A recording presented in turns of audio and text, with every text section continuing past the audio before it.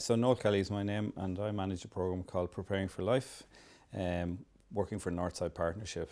And I suppose our journey started back in the early 2000s. I'm a teacher by profession, and myself and a number of colleagues, both inside and outside teaching, have been looking at outcomes for children, and having intervened in every way possible in the education system, we were still disappointed to see we weren't achieving the outcomes. So we started to look at what was happening before children came to school.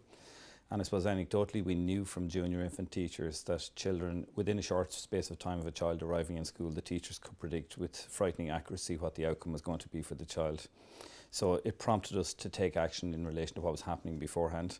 We're quite aware that parents are the primary educators of their children, so we were keen that parents would be really supported to help parents to do a better job with their children before they came to school. We did a piece of research then looking at all the children that started school in the area in 2004, and what we found basically was that over 50% of the children were not ready for school when they arrived.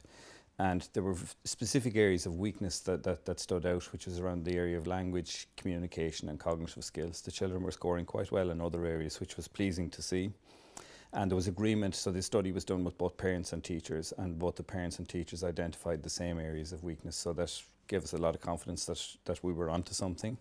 The role of the parents was really the crucial piece that we saw, and we felt that the need to support parents during pregnancy and the early years before the child came to school would be absolutely crucial, and I suppose that's where the programme Preparing for Life came from originally. So I suppose having decided what the course of action was and getting agreement across all the agencies, because we have really engagement with literally every agency that has a role with families or children in the area, from community agencies to statutory. So we got agreement that this was the approach we were going to take. So we then set about a fairly rigorous planning process. And we did receive a lot of support from Atlantic Philanthropies, and they opened us up to the whole world of experts. So we got a lot of help also from the Dartington Social Research Unit, who were supporting projects at the time. So I suppose the first phase really was getting into developing a logic model, which was quite alien to us. So the logic model really taught us to look at the outcomes first. So we had to identify the outcomes we wanted to achieve in the short, the medium and the long term. And our primary outcome was that when the children reached age 4 or 5, that they would arrive in school with the set of skills that they required, so that they could then engage fully in their education. So I suppose they were the outcomes that we set. So we then got into a service design process to figure out, well, what do we need to actually do now in order to achieve those outcomes? And the two things that we identified, there were multiple actions we could have taken, and there are so many different routes you can take, but the two that we set on was supporting parents around child development and parenting. So we decided that they were the two areas we were going to support. And again, the service design was about really having a home visiting program so that parents would be supported in their own home and really encouraged, so that they became the architects of their child's development.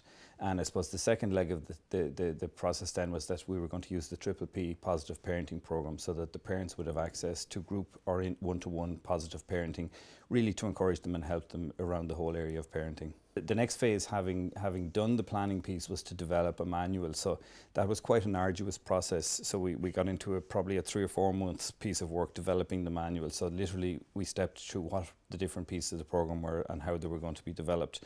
And I suppose that's really where engagement from partners became really strong. So a number of our partner agencies released very experienced expert staff to work with us on that. So that was a real commitment from partner agencies, that they literally released staff for a couple of days a week. In some cases they released them for blocks of time to work as a team on writing the manual. And again, Nick Axford from Dartington Social Research Unit was a real help to us, because he kind of coordinated that and did the final editing. So that really gave us a program manual. So we then had agreed the program. We had agreed with our partners what we were going to do, so we were ready at that stage to start recruiting. So I suppose our key partners, obviously from the funding point of view, our partners were Atlantic Philanthropies, and the HSE came on board as funding partners as well in the early stages. So predominantly we worked with all of the services, early year services, schools, all of the health services, and quite a range of community projects as well. So it was really around bringing everybody together, and including Gardaí, City Council, so literally all of the agencies that had a role with children and families in the area. Now, for some of them, what we were doing was a little bit different to what their normal course of work was, but we felt it was really important that everybody understood what we were doing and why we were doing it, but also that people's expectations were set realistically, that people didn't think that this was going to solve the problems of the world in a few weeks, that this was a long-term project, and that we were setting down foundations here that would reap benefits in possibly the next generation. So it's quite a distance down the road.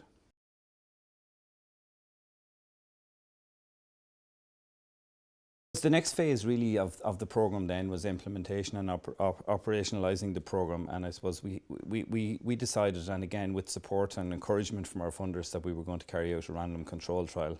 So I suppose that did put a lot of restrictions in some ways, but it also put a lot of shape on the program.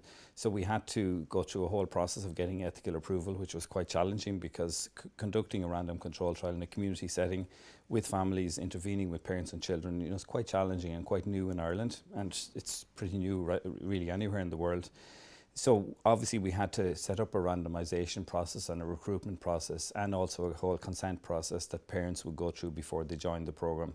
So again, that was quite time consuming. It took us quite a while, but what it enabled us to do, which really benefited us in the long run, is that we were able to run a pilot run of the program while we were developing all that. So we literally got a group of families and we piloted our materials, and our staff also developed their skills working with those families. And that's something that we probably wouldn't have done if we hadn't been slowed down by the evaluation. So it was a real good learning point for us, that it is really important to pilot a new program before you start. The other thing we did is that the staff developed all of the materials on the program. So they developed the suite of what we call tip sheets that were going to be used with the families. And I think that really brought great ownership to it, so that the staff felt this is our program. We've had a real role to play in developing the program. And again, it developed that sense of ownership and belonging, and also the sense that we believe in what we're doing here. So in recruiting staff, we were very conscious that we needed to get staff that would be very, very strong on building relationships with families, and would be able to work in a very non-judgmental, supportive fashion with parents in their own home. So again, we went through a fairly long process of recruiting staff, and we then put staff through a lot of training, because we wanted to be really sure before we started delivering to families that the staff were approaching the families with the right set of attitudes and the right set of approaches. And that training involved a lot of experiential work, but also a lot of training around good practice around working with diversity, working with different families, engaging with families, building relations, sustaining relations, dealing with families who had multiple difficulties, etc., etc. And I suppose having done that, we then put a structure in place to support the staff. And again, implementation science, we didn't really know much about implementation science at the time, but we did learn some valuable lessons. And I suppose one thing we did from the start is we insisted that the implementation team met every week. And while initially they would have felt there's no need to meet every week, we're not going to have anything to talk about, it proved to be really supportive. So staff came back and had to talk about the families they'd worked with. They had to talk about what they were dealing with. They had to share experiences. They had to share challenges. And that helped to build a lot of kind of really good quality interaction between the team, but it also proved to be very, very supportive. And it certainly helped to improve quality and to challenge any kind of practices that weren't appropriate. Again, we also put supervision in place for staff immediately. So we had an external supervisor who supervised our team leader, and then our team leader was trained to supervise the other staff members, so that everybody was getting continuous supervision on a 6-week loop. Also, another aspect of our program is that we started working with our research team from the Geary Institute and UCD, and we developed a very close working relationship with them, which was quite unusual, because generally researchers tend to look in from the outside. So we invited them in, and we developed, I suppose, a teamwork approach where they were fully aware of everything we were doing. We were fully aware of what they were doing.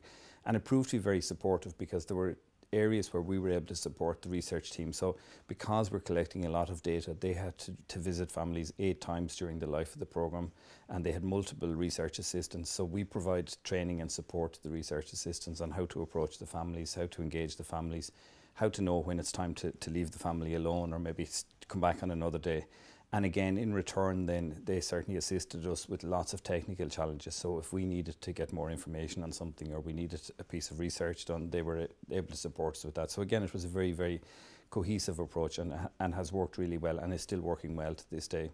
That we have quarterly review meetings with the researchers where we sit down and literally go through everything. But on outcomes, we collect data at 8 time points during the course of the program. So the first piece we did was a baseline on the random control trial, because we were really anxious to find out that the 2 groups, our program group and control group, were similar. So we were delighted to see that they were similar on over 90% of the outcome measures.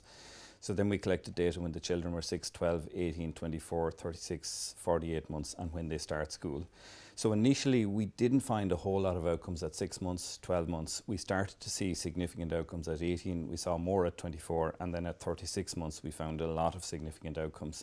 And we're finding the outcomes in 5 areas: in child health, child development, parenting, the home environment, and on also parental well-being. Again, we only found parental well-being outcomes for the first time when the children were 36 months. That was an area we thought we'd find outcomes really early. Also, we had a very unintended outcome, which was around birth outcomes, that the rate of caesarean sections and the rate of assisted labour was dramatically reduced. So we actually got to World Health Organization recommended levels. We were about 10% lower than the average in Ireland in relation to caesarean sections. And again, we're putting that down to the preparation that was done with the families before birth. So again, the outcomes are really encouraging at 36 months. We will have our 48 months outcomes in September 2015, and then our final outcomes will be available in spring 2016. So the trend is really, really positive. So we've managed to sustain the outcomes at 18, 24 and 36 months. So that's really positive. We need to obviously see the same happening at 48 months and the final outcomes. We alongside our random control trial, we've been running a process evaluation, and it happens in a couple of different ways. We've been running regular focus groups with the participants on the program. So again, the researchers randomly select families who are participating in the program to attend focus groups, and we've had focus groups for both mothers and for dads. And also the staff of the program have been subjected to one-to-one interviews with the researchers on, every 2 years. So we're getting a lot of process evaluation information. And what's quite interesting is that the researchers have held focus groups with parents who are both in the program and out of the program, because they're really keen to see what's happening to the families that are in the control group as well as in the program group. And what we're hearing is lots of satisfaction with the program, really high levels of satisfaction with the program, and that parents are really positive and very enthused about the idea of other families getting the program. So that's been quite encouraging. First of all, we haven't finished our research, so I suppose we're really keen that we need to get to the final research report, but the opportunity presented itself through the area-based childhood program. So we have now extended the home visiting program to all families in our catchment area. So we started working with new families in the spring of 2014.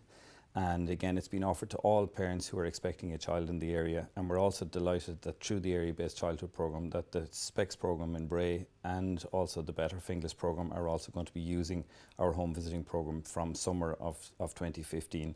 So again, based on our 36 months results, both of those programmes decided that yes, this would fit with what they wanted to do. So I suppose that's our step into scaling up, is that we're scaling up in our own area, and we're also now supporting 2 other areas to implement the programme as well. I suppose there's been lots of learning, and when you've been through the journey, sometimes you kind of forget what the learning has been, because at the time it seemed torturous, but when it's all over, you've said it wasn't that bad. But I suppose the learning is it takes time, and certainly you cannot develop a programme like this in a hurry. So that's the first thing. I think it's really important to do your research. It's important to find a fit for the programme, that it fits the need that you're trying to meet.